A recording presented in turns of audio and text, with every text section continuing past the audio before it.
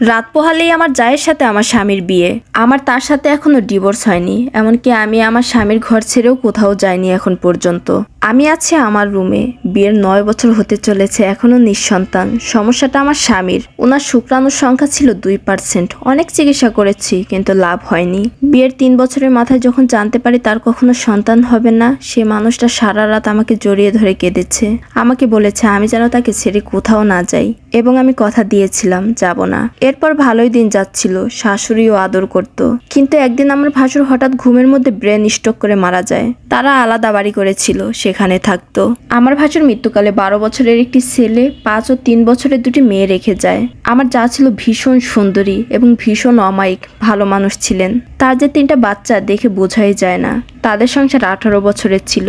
আমার ভাসুর মারা যাওয়ার পর থেকে মেয়ে দুটো আমার কাছেই থাকতো, এবং বেশিরভাগ সময় আমার যা আমাদের বাড়িতেই থাকতো। আমার শাশুড়ি আগে আমাদের সাথে থাকতো, ভাসুর মারা যাওয়ার পর কয়েকদিন ওখানে ছিল। তারপর যাও চলে আসে আমাদের বাড়িতে। বাড়িটা আমার স্বামীর করা ছিল। আমার শ্বশুরের জায়গার উপর একতলা বাড়ি করেছিল আমার স্বামী। আমার জায়ের মেয়েরা আমার স্বামীকে আগে ছোট বাবা বলে ডাকতো, এখন শুধু বাবা বলেই ডাকে। আমার ভাসুরের মোটামুটি ভালোই টাকা পয়সা ছিল, আর্থিক অভাব ছিল না। তারপরেও আমার স্বামী আর আমি যথেষ্ট দেখতাম তাদের। ভাসুর মারা যাওয়ার পর থেকে বাচ্চাগুলো আমার স্বামীকে ছাড়া কিছুই বুঝতো না। আমি বিষয়টা আমলে নিয়েও নেই নাই। আমার দিন বাড়ির আঙিনায় হাঁস মুরগি গরু লালন পালন করায় চলে যেত। আমি ঘরের সব কাজ করতাম। আমার ভাসুর মারা যাওয়ার পর রাতের বেলা আমার স্বামী ভাসুরের মেয়েদের সাথে থাকতো, কারণ ওরা বাবার জন্য কান্না করত। তখন আমার বিছানায় এসে ঘুমাতো। আমার বিছানাটা এত বড় ছিল না। তখন ওরা দুজন সহ আমার স্বামী খাটে ঘুমাতো আর আমি নিচে ঘুমাতাম। এর কয়েকদিন পর 12 বছরের ছেলেটাও এসে ও আমার স্বামীর সাথে ঘুমাতো। আমি তখন অন্য রুমে ঘুমাতাম। এভাবেই আস্তে আস্তে দূরত্ব তৈরি হলো।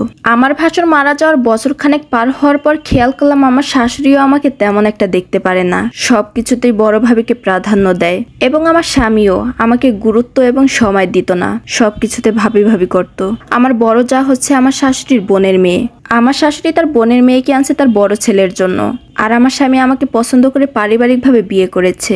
এজন্য অবশ্য প্রথম আমার শাশুড়ি আমাকে তেমন পছন্দ করতো না। ভাসুর মারা যাওয়ার বছর পার হওয়ার পর তারা আবার তাদের বাড়ি চলে গেল, সাথে আমার শাশুড়িও গেল।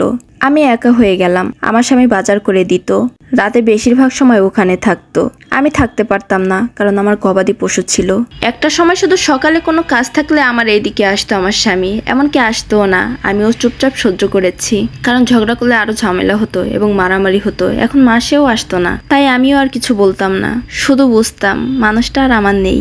একদিন আমার শাশুড়ি আর আমার স্বামী বাড়িতে এসে বলে, তুমি জানো আমার ছেলের কখনো বাচ্চা হবে না। আমার বড় ছেলেও মারা গেছে।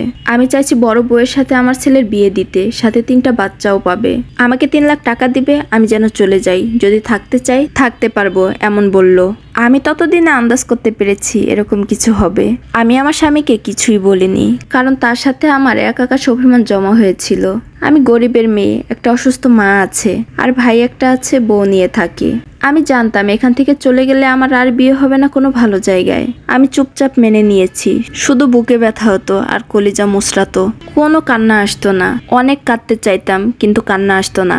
নামাজের বিছানায়ও কান্না আসতো না।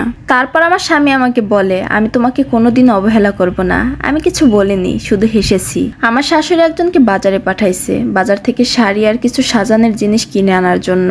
আমার স্বামী আর শাশুড়ি তারপর চলে যায়, কারণ পরের দিন তাদের বিয়ে। ওরা চলে যাওয়ার পর কান্না আসে নাই, শুধু আমার গরু ছাগল আর মুরগিগুলোকে জড়িয়ে ধরতাম একটু পর পর। আমার মাকে বিষয়টা বলেছি, শুধু মা বলেছিল, মারে একটু সহ্য করে পড়ে থাক, কই আসবি বল, তোর ভাইয়ের নোনান্তে পান্তা ফুরায়। আমার ভাই বিষয় জানতে পেরে আমার শ্বশুর বাড়িতে আসে আমাকে নিয়ে যেতে বলেছে, তোকে ভিক্ষা করে খাওয়াবো, চল আমার সাথে। কিন্তু আমি যাইনি, কারণ আমি জানি ওখানে ফিউচার ভালো হবে না। এরপর তাদের বিয়ে হলো। আমার স্বামী এখানে আর তেমন আসে না, সপ্তাহে আসে আমার সাথে কথা বলে, আমি তেমন কথা বলি না। কাজের অজুহাত দিয়ে দূরে দূরে সরে থাকি। উনি আমার সাথে সম্পর্ক করতে চাইলে বিভিন্ন সমস্যা দেখায়, তখন রাগ করে চলে যায়। মাসে 15 দিনে আসাও বন্ধ করে দেয়। মন চাইলে বাজার পাঠায়, না হলে পাঠায় না। আমিও কিছু বলি না, কারণ গরুর দুধ ডিম লাগানোর টুকিটাকি সবজি বিক্রি করেই আমার পেট চলে যায়। মাকেও দিতাম। ভাইয়ের জন্য পাঠালে ভাই রাগ করতো, নিত না। ভাবিও কথা বলতো না, শুধু বলতো, একবেলা কম খাইতাম, তাও তোমাকে পালতে পারতাম। আমার কেন জানে মনে হতো হয়তো এখন এমন বলছে, কিন্তু একটা সময় ঠিকই আমাকে ভর করবে।